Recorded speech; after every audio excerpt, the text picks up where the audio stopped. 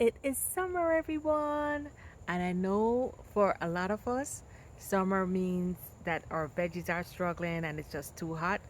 But I'm gonna walk you through my veggie garden and show you what is absolutely thriving in the midst of this heat.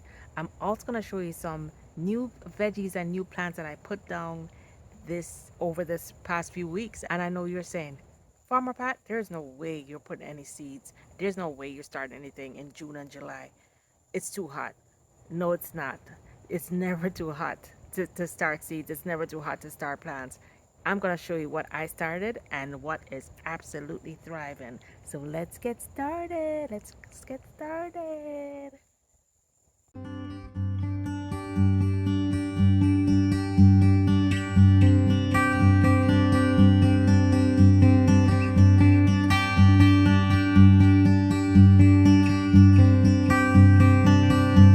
I just came back from a few days away.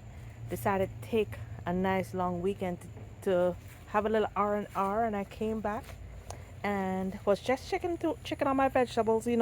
Guys know. Normally when I'm here, I walk through every day, but when I'm away, the first thing I do is check on my chickens, and they're quite good.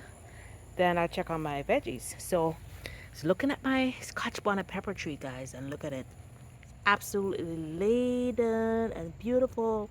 But as I was looking through, I noticed along the stem that there was some black clump. They look almost like black dirt along the stem. I also saw a little bit of some white insects under my leaves. They weren't the normal, they were not white flies.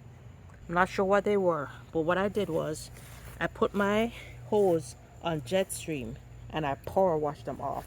So that knocked everything off. And usually for those small, tiny, soft-bodied insect, putting your hose on jet stream is enough. You just have to make sure that the plant can handle it.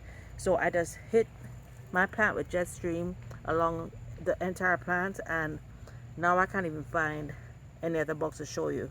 One time is not normally enough. What I'll do is tomorrow I'll come through again, check to see, or 2 days from now, come through and check for at least a week. Keep checking to make sure that the insects don't come back. Alright, so I came back the next morning. I came back the next day and I see the same black thing I was telling you about. There it is, right there. So I'm gonna post it on a group chat that I have and see if one of the experts can help me. But there it is. If you guys have an idea of what it is, already checked under the leaves and there's no aphids, there are no caterpillars. And this doesn't look like poop. It actually looks like soil. Under the leaves do show some damage, but I'm not seeing any bugs. It's always a good idea, if you're gonna treat one plant, to treat the other one. So I'm gonna wash it. So let me show you what I did.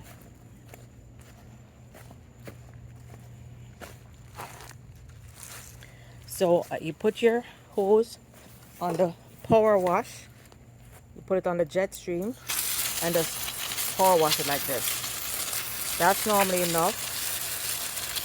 For soft-bodied things like white flies, aphids,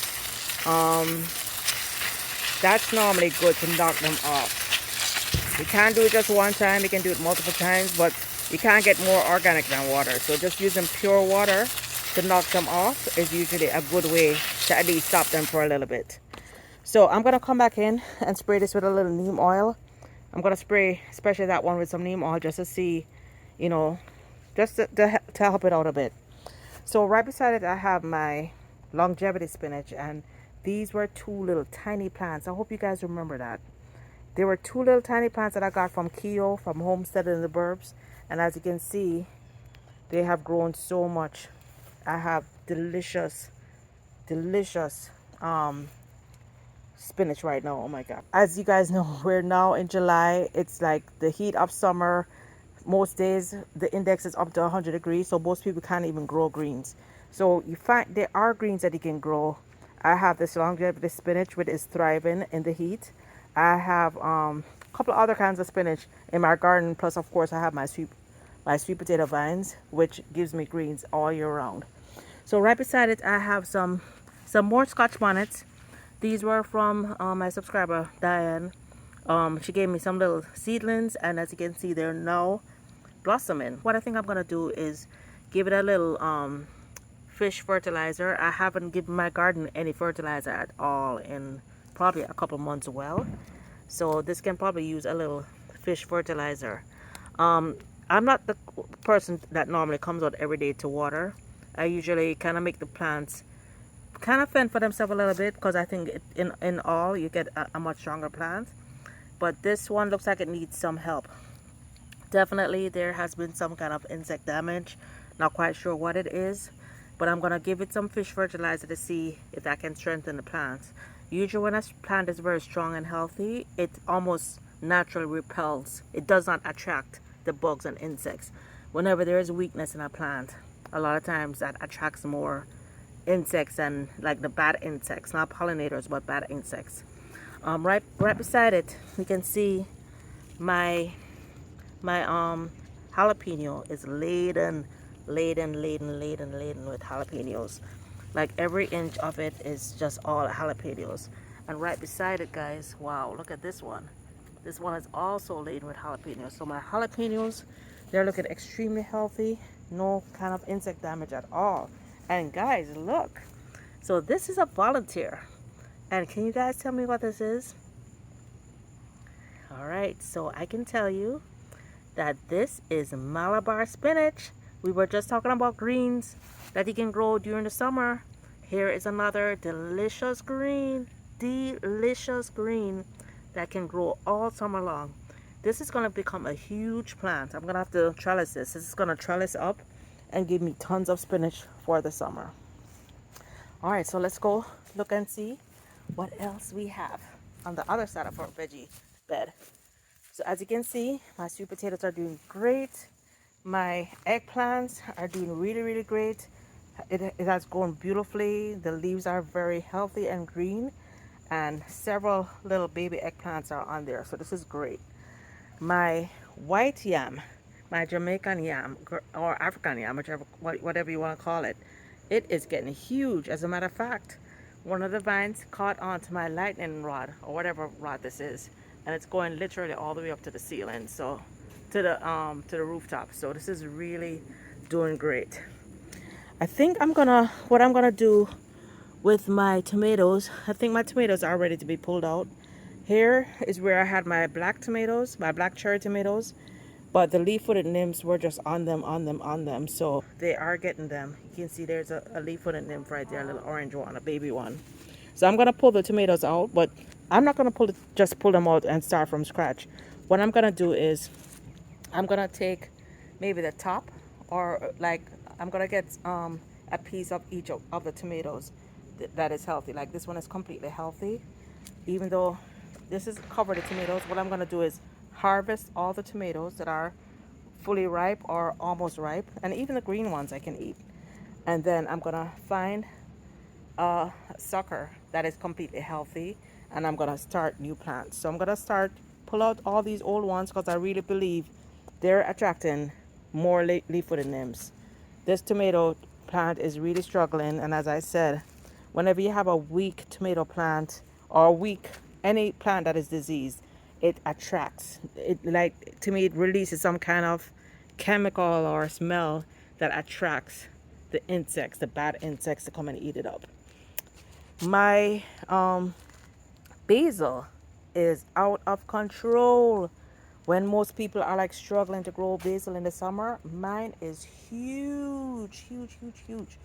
I have 2 basils. I'm going to be harvesting them soon, and I'm going to be doing a video showing you how I harvest my basil and how I dry it and preserve it, so I'll have basil for a long time. Look at that, guys. Beautiful basil. Then over here, I'm always interplanting stuff, right? I don't just wait for one thing to die to plant something else. I just planted some yard-long seeds, bean seeds along here, yard-long beans. And you can tell, guys, it's been about a month, and look, I already have beans on here, like yard long beans on here. So I'm allowing them to grow up the trellis. And now that I'm removing my tomatoes, it's perfect. They can just take over the trellis along with my yam. You can see the yams here, and you can see the yard long beans growing up here. And then on the top here, these are the yam. And then of course, the yam leaves are growing further up. I think back here, I have my various okra. And as you can see, it's already blossoming. It's about to blossom, but I can see some aphids on here. I can see some little tiny white aphids. I'm gonna come and pressure wash them to try and get rid of these aphids. So I have multiple okra back here, and I just planted some more seeds. 1, 2, 3, 4, 5 more okra seeds past couple weeks. So these, of course, are the bigger ones are gonna bear first, but then I'll have another row of okras coming up to bear maybe like a month or two after. In this bed, my herbs have been just amazing. My rosemary, my my oregano is out of control. My thyme, my flat leaf parsley. Oh my gosh, look over there, guys. More rosemary and more thyme. Cuban oregano is fat and beautiful. Look at all my Cuban oregano. And of course, my sage and curly leaf parsley is still going strong. And then I have some, I think that's lemon balm over there. Then in between, I have some marigolds, because you know I love my flowers, and more okra. So all the way down the center, I have planted about 4 okra plants, and I just planted another seed here. So guys, I'm not exaggerating when I tell you I love okra. So this whole bed is going to be okra. And plus, okra is an awesome summer vegetable. Back here, oh my gosh, another marigold. Planted at the same time, but these are yellow. These are orange marigolds. They came in the same bag. It was a bag that had this color. It had a plain, it had this color here.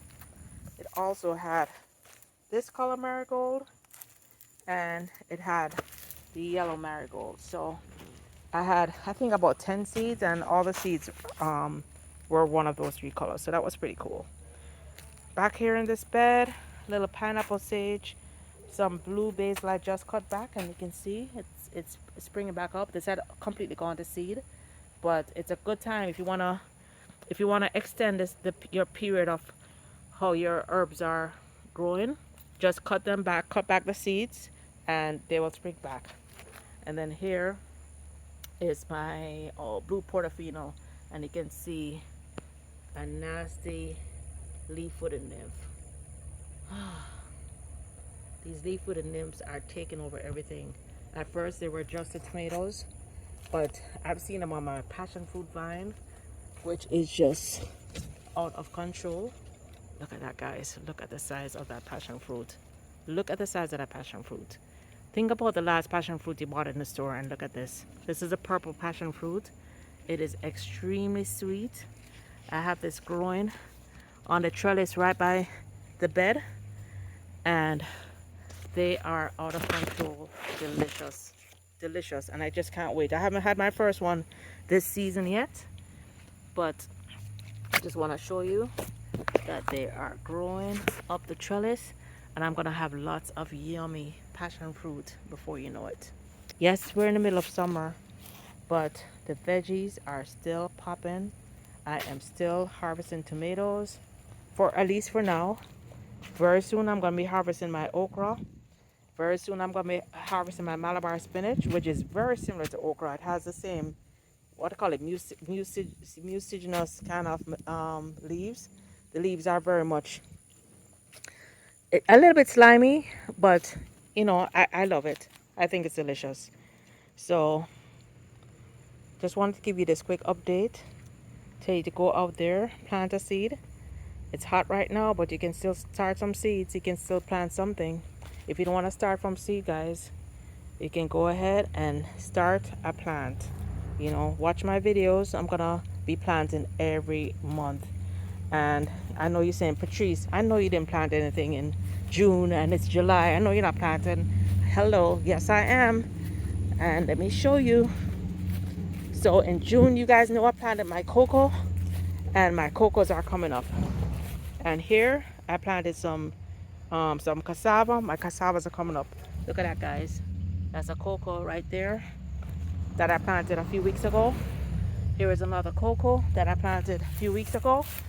Here's another one. If you guys missed it, you can check my cocoa video where I planted cocos from seed. I mean from skin. I took a literally took a piece of the skin of the cocoa or the malanga or the edo, whatever you want to call it. Here is some cassava I planted. So yes, guys, I'm still planting all the time, every single month. I don't let the heat bother me. There's another cassava that was just planted a few days ago. And over here, planted cocoa right there. It hasn't come up yet. Cocoa right here. That one just broke ground. And when was it? A week ago? A couple weeks ago? I planted a Seminole pumpkin. So it's never too late. My last Seminole pumpkin, I didn't water it at all. And that one I didn't water either, but that one came up despite me. There's another stick that I just planted last week, and it's just now springing. So guys, I am planting a ton of food. I want to be able to walk out any day of the year. That's my pigeon peas. I want to be able to walk out any day of the year and eat from my own garden. Yep, now the pigeon peas, and they look like they're about ready to start blossoming. Anyway, this was supposed to be a quick update. This is supposed to be only of my veggie garden, but of course I got sidetracked, and this is my last sidetrack. Guys, what is that? What is that right here? What is that? That's my first sweet sop. Yes, guys, my first sugar apple or sweet sop. Anyway, guys, that is it for today's video. Hope you enjoyed it. Go on out and plant a seed today, or start a plant. You don't have to plant the seed. You can get a little start at, you know, at your local nursery. Buy a little fruit tree, buy some veggie starts. But guys, go on out and start a plant today. I know it's summer, so it might be hard to start veggies, but you can start some cassava, you can start some sweet potato slips, and those will grow for you all summer, well into the fall. So guys, till next time, go on out now. I'm gonna go watch these little chicks to make sure they don't cause any damage. They already have their favorite spot in the island, so they usually walk the perimeter of the garden every morning, snack on the cerci, which is along the fence, and then they work their way over to the island. Then they hang out at the island most of the day. Anyway, till next time, from me and the backyard, bye now.